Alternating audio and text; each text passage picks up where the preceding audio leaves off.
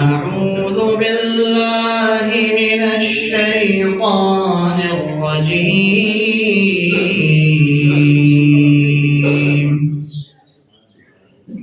واتل عليهم نبأ إبراهيم إذ قال لأبيه وقومه ما تعبدون قالوا نعبد أصناما فنظل لها عاكفين قال هل يسمعونكم إذ تدعون أو ينفعونكم أو يضرون قالوا بل وجدنا آباءنا كذلك يفعلون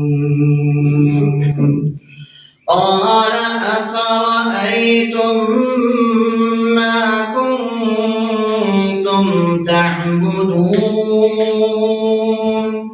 أنتم وآباؤكم الأقدمون فإنهم عدو لي إلا رب العالمين الذي خلقني فهو يهدين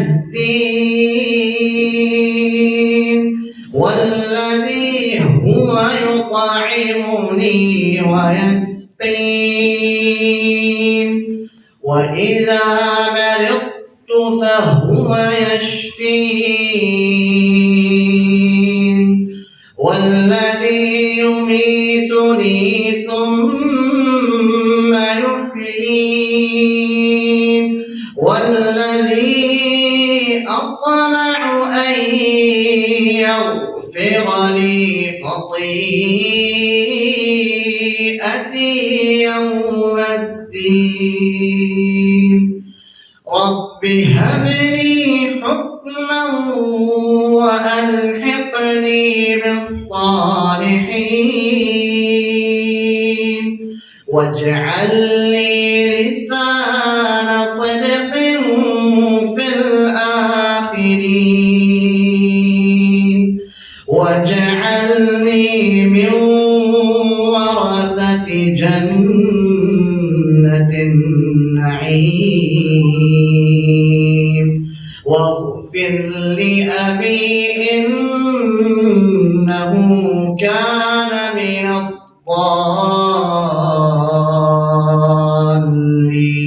الضالين ولا تخزني يوم يبعثون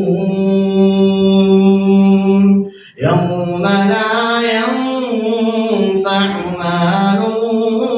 ولا بنون إلا من أتى الله بقلب سليم وأزلفت الجنة للمتقين وبرزت الجحيم للغاوين وقيل لهم أين ما كنتم تعبدون من دون الله هل ينصرونكم من دون الله هل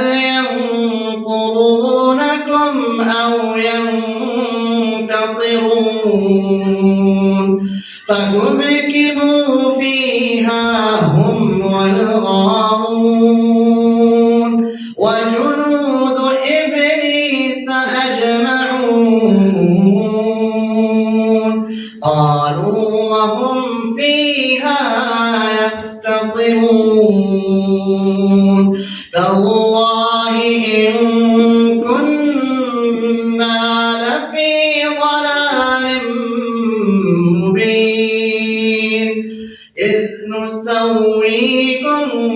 برب العالمين وما أضلنا إلا المجرمون فما لنا من شافعين ولا صديق حميم فلو أن لنا كرة فنكون من المؤمنين إن في ذلك لآية وما كان أكثرهم مؤمنين وإن ربك لهو العزيز